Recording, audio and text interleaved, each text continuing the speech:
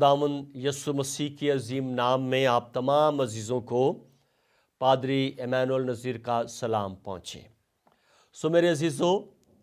ہم آج آپ کو اس نئے پروگرام میں خوش آمدید کہتے ہیں، اور آج جو ہمارا خاص موضوع ہے وہ ہے حیات تازہ کا وعدہ۔ یہ پروگرام جو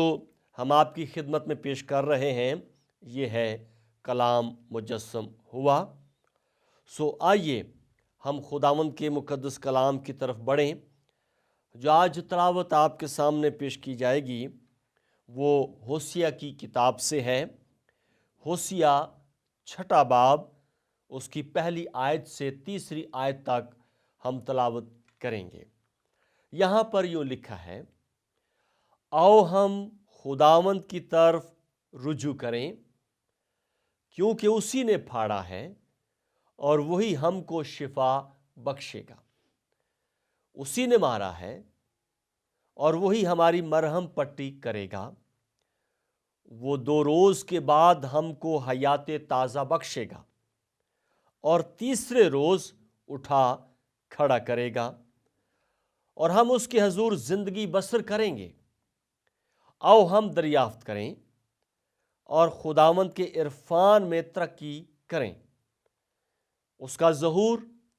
صبح کی مانند یقینی ہے، اور وہ ہمارے پاس برسات کی مانند، یعنی آخری برسات کی مانند جو زمین کو سیراب کرتی ہے، آئے گا۔ خداوند کے کلام کے پڑھے اور سنے جانے پر خداوند کی خاص برکت ہو، آمین۔ میرے عزیزو، یہ نیا سال آپ کو اور آپ کے خاندان کو ہماری طرف سے بہت بہت مبارک ہو۔ آج ہم خداوند کے کلام کے مطابق نئے سال کے تعلق سے اپنی زندگی کی بحالی کے طور پر سیکھیں گے، تاکہ ہم اس بات کا جائزہ اپنی زندگی میں لگا سکیں کہ گزرا سال ہماری زندگی کا کیسا تھا، اور یہ جو سال خداوند نے ہمیں دیا ہے اس میں ہماری زندگی کا جو طرز عمل ہے وہ کیسا ہوگا۔ گزرے سال میں کہاں کہاں پر ہم ناکام رہے، کہاں کہاں پر ہم کامیاب رہے، گزرے سال میں کون کون سی چیزیں ہماری زندگی میں رکاوٹ کا باعث بنیں، اور کون کون سی چیزیں ہم اس نئے سال میں بحالی کے لیے اپنی زندگی کے اندر اپنائیں گے۔ یاد رکھیں کہ خداوند خدا ہماری زندگی کے اندر جب بھی نیا وقت، نیا دن، نیا سال لاتا ہے تو وہ ہماری زندگی کی کاٹ چھانٹ کرتا ہے کہ ہم کہاں کہاں پر کم نکلے اور کہاں کہاں پر ہم نے اپنی زندگی کو خدا کے حضور پورے طور پر گزارا۔ خدا چاہتا ہے کہ ہم اپنی زندگی کو اس کے ساتھ ساتھ چلنے کے لیے تیار کر سکیں۔ یہاں پر جو حوالہ آپ کی خدمت میں پیش کیا گیا ہے، یہ حوالہ ہمیں سکھاتا ہے کہ خداوند خدا ہماری زندگی کو بحال بھی کرتا ہے، اور اگرچہ ہماری زندگی کے اندر غلطیاں، خطائیں ہوں تو ان کی سزا بھی ملنا ضرور ہے۔ وجہ یہ ہے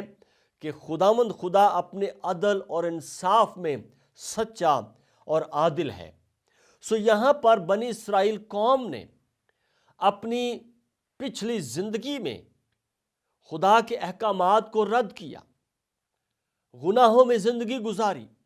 نافرمانی میں زندگی گزاری۔ خدا کے بار بار تنبیہ کرنے کے باوجود وہ خداوند کی طرف رجوع نہ لائے، لیکن ایک وقت آیا کہ خداوند نے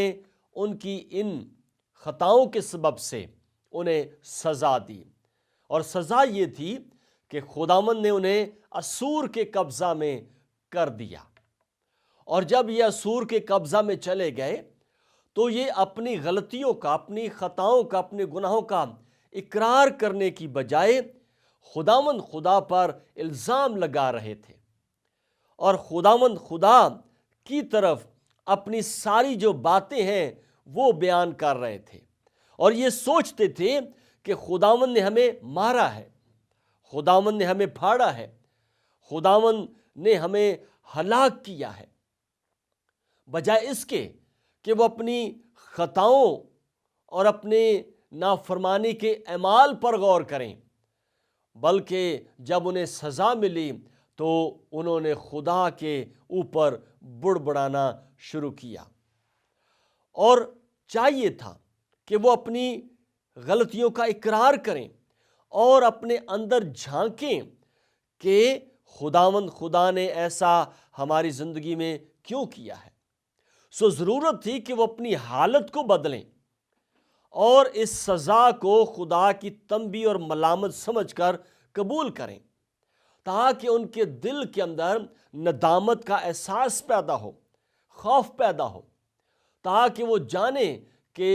یہ جو کچھ بھی ہوا ہے یہ ہماری غلطیوں کے سبب سے ہوا ہے۔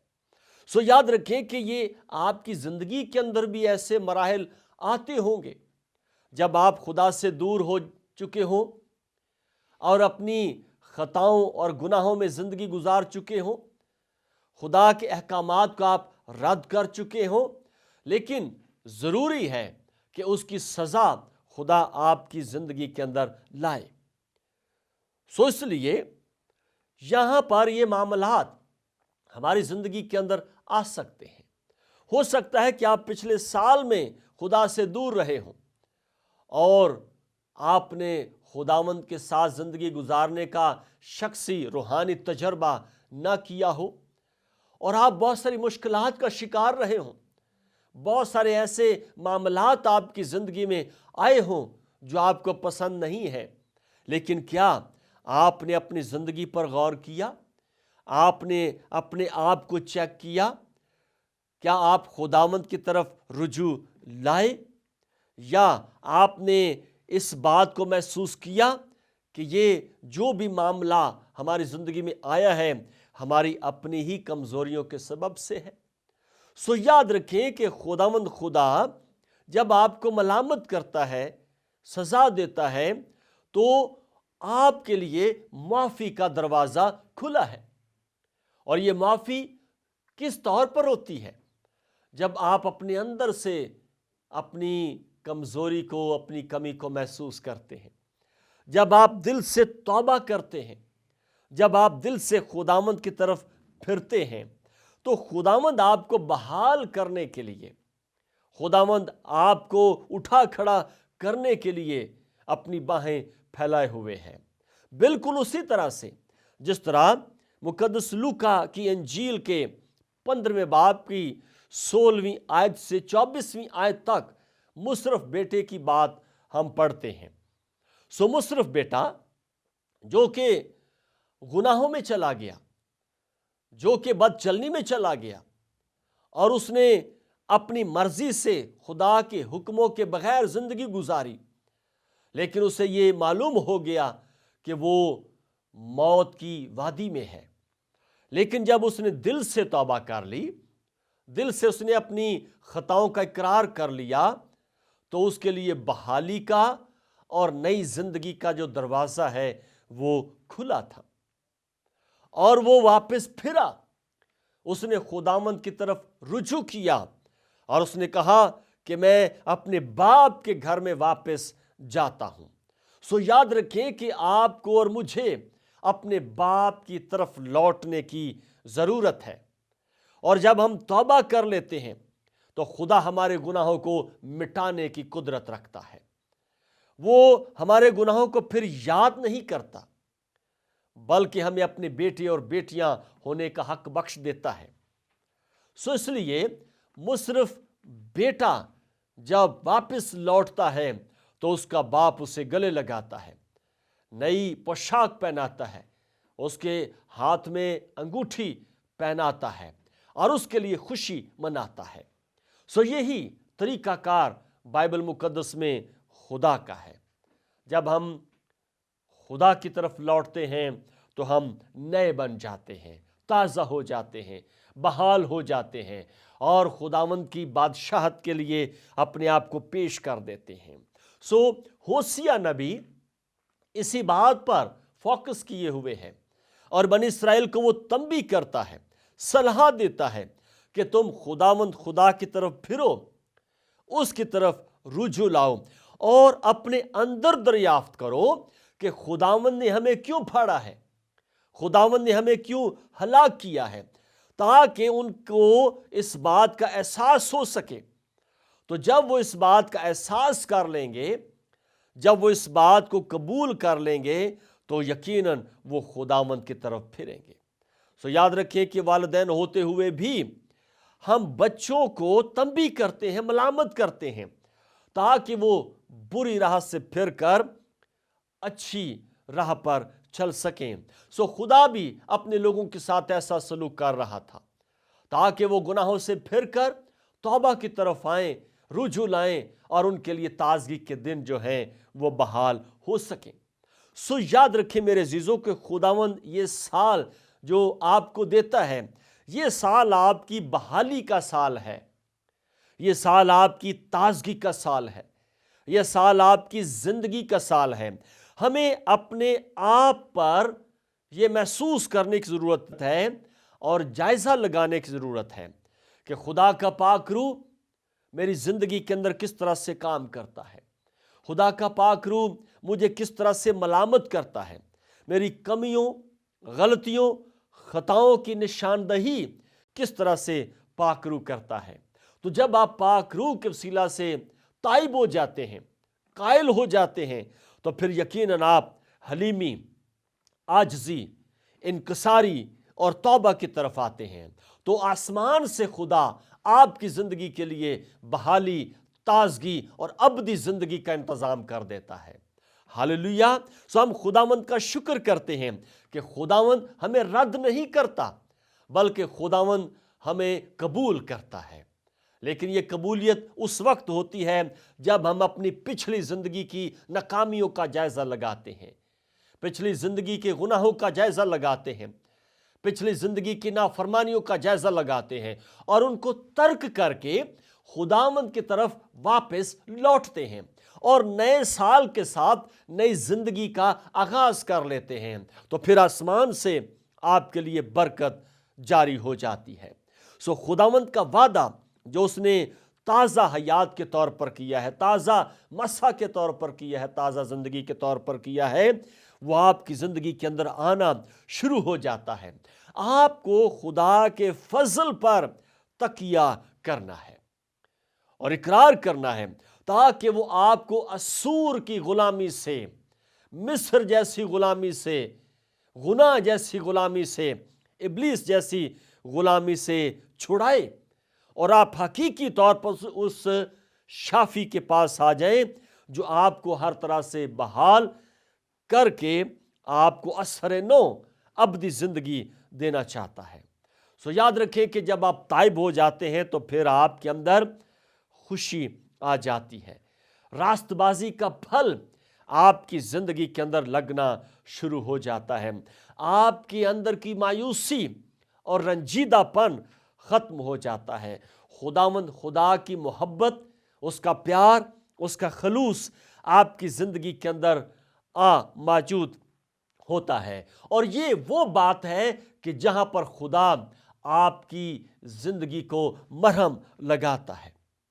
आपकी ज़िंदगी के ज़ख्मों को धो डालता है और आपकी ज़िंदगी पर मरहम पट्टी लगाकर उसे बांध देता है और वापस नए यरूशलेम के लिए आपको तैयार कर देता है। सो याद रखें कि ये दुनिया जो है ये दुखों का और मुसीबतों का गहवारा है। यहाँ पर आप ज़ख्मी होते हैं, यहाँ पर आप फाड़े जाते हैं, यहाँ पर आप सज़ा उठाते हैं, लेकिन खुदावंद खुदा आपको इन सब से निकाल कर बहाली की तरफ लेकर आना चाहता है। वो चाहता है कि आप नई ज़िंदगी पाएं, असर नो बहाल हो जाएं। 2 रोज़ के बाद हयात ताज़ा का वादा आपकी ज़िंदगी के अंदर आ जाता है। सो यहाँ पर जो 2 रोज़ की बात की गई है, ये खुदावंद की वो बात है कि जिसमें लिमिट नहीं है, बल्कि जिस टाइम पर आप खुदावंद के لیے اپنے آپ کو پیش کر دیتے ہیں، خداوند آپ کی زندگی کے اندر بحالی کا کام کرنا شروع کر دیتا ہے۔ لیکن یاد رکھیے کہ وقت بہت کم ہے۔ یہ سال خداوند نے آپ کو اسی لیے دیا ہے تاکہ آپ اپنے آپ کو خداوند کے ہاتھ میں دے سکیں، اور تیسرے روز آپ اٹھ کھڑے ہوں۔ گراوٹ آپ کی زندگی کے اندر ایک دم آ سکتی ہے، لیکن بحالی بتدریج آتی جائے گی، شفا بتدریج آتی جائے گی۔ آپ یسوع مسیح میں مضبوط بتدریج بنتے جائیں گے، اور خداوند کے وعدے آپ کی زندگی کے اندر دن بدن پورے ہوتے چلے جائیں گے۔ لیکن ضرورت اس بات کی ہے کہ ہم یسوع مسیح کے ظہور کو اپنی زندگی کے اندر محسوس کریں، تجربے کی بنیاد پر اس کے وعدوں کو اپنی زندگی کے اندر محسوس کریں، کیونکہ پہلی بارش جو خداوند کے کلام کے مطابق ہے وہ گزر چکی۔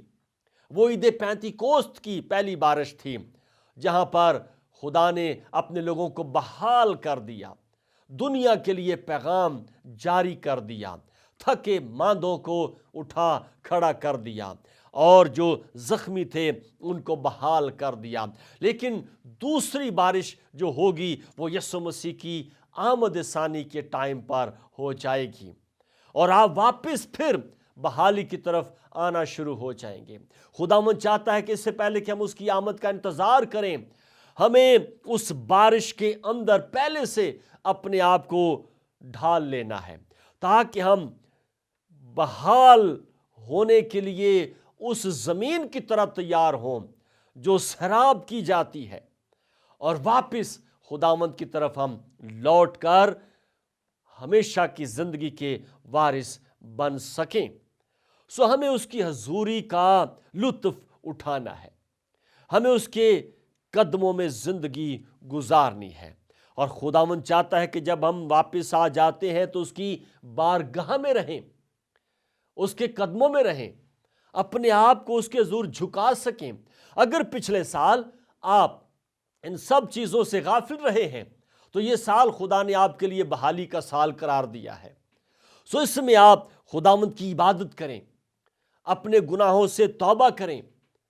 اس کے حضور سجدہ ریز ہوں، اور اپنی بحالی کے لیے خداوند سے دعا کر سکیں۔ وہ آپ کو اچھے چرواہے کی مانند اپنے گلہ میں جمع کرے گا، اور آپ اس کی بھیڑے ہوتے ہوئے اس کے ساتھ اس کے پیچھے پیچھے چلنے کے لیے تیار ہو جائیں گے۔ سو میرے عزیزو، خداوند خدا چاہتا ہے کہ ہم اس کے عرفان میں ترقی کریں، اس کے ساتھ زندگی گزاریں، اس کے ساتھ بڑھنا سیکھیں، اور وہ ہمارے تمام تر زندگی کے حالات کو بدلنے کی قدرت رکھتا ہے۔ ہم اس کی بارگاہ میں جمع ہو سکیں۔ یہ نیا سال ہمارے علم، ہماری ترقی اور ہماری بحالی کا سال ہو، جس میں ہم خداوند خدا کے ساتھ ابدی زندگی کے وعدے میں شریک ہو سکیں۔ سو میرے عزیزوں، خداوند خدا آپ کی زندگی کو اس طور پر دیکھنا چاہتا ہے۔ وہ نہیں چاہتا کہ آپ ہلاک ہو جائیں، وہ نہیں چاہتا کہ آپ جہنم کے وارث ہو جائیں، وہ چاہتا ہے کہ آپ ہمیشہ ہمیشہ کی زندگی کے وارث ہوں۔ آئیں ہم اس نئے سال میں اپنی زندگی کا جائزہ لگا سکیں کہ یہ سال جو خداوند نے ہمیں دیا ہے، اس میں ہم نے اپنی زندگی کا جو پلان ہے وہ کیا رکھنا ہے، خداوند کے کلام کے مطابق کس طرح سے چلنا ہے، خداوند کی آواز کو کس طرح سے سننا ہے، اس کے پاک روح کو ہم نے اپنی زندگی کے اندر کس طرح سے لینا ہے، تاکہ اس کا وعدہ جو حیات نو کا ہے وہ ہماری زندگی کے اندر جڑ پکڑتا چلا جائے، اور ہم پورے طور پر اس کے ساتھ زندگی بسر کرنے والے بن جائیں۔ سو یاد رکھیں کہ یہاں پر خداوند خدا بنی اسرائیل کے ساتھ مخاطب ہے، اور خداوند انہیں پورے طور پر واپس لانے کے لیے تیار ہے۔ اگرچہ وہ یہاں پر خدا سے بہت دور چلے گئے، خدا کی نافرمانی میں وہ اپنے آپ کو شامل کر چکے اور خدا نے انہیں سزا دی، لیکن ایسا نہیں ہے کہ خدا انہیں پھر سے بحال نہیں کرے گا۔ خدا بحال کرنے کی طاقت اور قدرت رکھتا ہے، لیکن اس کی شرط یہ ہے کہ ہم رجوع لائیں، ہم اس کی طرف پھریں، ہم اپنے خداوند خدا کی طرف مڑیں، اپنی زندگی کو اس کے ہاتھوں میں دے سکیں اور اپنی پچھلی زندگی کو یاد نہ کریں۔ کئی مرتبہ ایسا ہوتا ہے کہ ہم اپنے گزرے حالات پر ہی بات کرتے رہتے ہیں، ہم اسے یاد کرتے رہتے ہیں کہ اس ٹائم میں یہ ہوا، اس ٹائم میں وہ ہوا۔ بالکل اسی طرح سے جس طرح بنی اسرائیل قوم مصر سے نکلنے کے بعد پچھلی زندگی کو یاد کرتے رہے، ان لوگوں کی باتوں کو یاد کرتے رہے، وہاں کے کھانے پینے کی چیزوں کو یاد کرتے رہے، لیکن خداوند کیوں نکال لایا تھا؟ وہ اس لیے نکال لایا تھا تاکہ وہ انہیں کنعان کی سرزمین میں بحال کر سکے، کنعان کی سرزمین میں ان کی زندگی کو نیا بنا سکے، تاکہ وہ گناہ، وہ بت پرستیاں، وہ نافرمانیاں، وہ ناچاکیاں جو انہوں نے پچھلی زندگی کے اندر کی تھیں، وہ انہیں بھول جائیں اور زندہ خداوند خدا کی طرف پھریں جو انہیں غلامی کے گھر سے نکال کر لے آیا، جو انہیں موت کے سایہ کی وادی سے نکال کر لے آیا، تاکہ وہ نئی زندگی کا مزہ لے سکیں، نئے کنعان کا مزہ لے سکیں، وعدے کی سرزمین میں پہنچ کر خود مختاری حاصل کر سکیں۔ لیکن افسوس کہ اس ٹائم بھی انہوں نے خداوند خدا کی نافرمانی کی، بڑبڑائے، اور انہوں نے خداوند خدا کی اثر نو بحالی کو رد کر دیا، اثر نو تازگی کو رد کر دیا،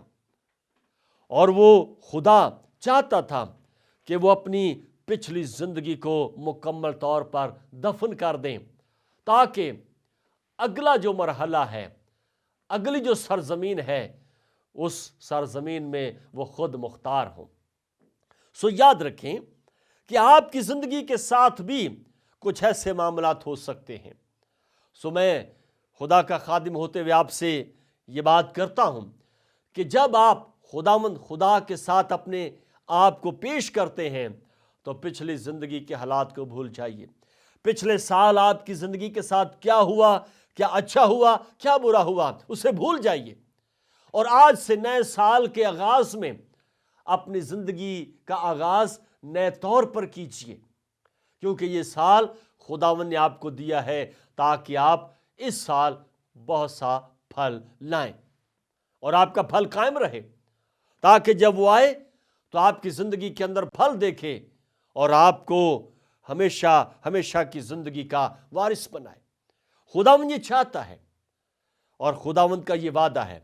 کہ میں اثر نو تمہیں بحال کروں گا، میں اثر نو تمہیں نئی زندگی دوں گا، کیونکہ اس کے وعدے سب ہاں کے ساتھ ہیں، وہ اپنے وعدوں میں سچا اور عادل ہے۔ سو آئیے آج ہم اپنی زندگی پر غور کریں، اپنے حالات پر غور کریں، اور یہ نیا سال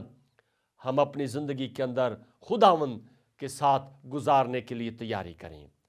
اپنے آپ کو خداوند کے ہاتھ میں دے دیں، توبہ کریں، ایمان لائیں اور خداوند کی بحالی کا لطف اٹھا سکیں، اور خداوند یقیناً آپ کو سرفرازی بخشے گا، آپ کو ہمیشہ کی زندگی کے وعدے میں شامل کرے گا، اور آپ اثر نو تازگی حاصل کریں گے۔ یہ نیا سال آپ کو اور آپ کے خاندان کو بہت بہت مبارک ہو۔ خداوند آپ کو برکت دے، سلامتی بخشے، آمین۔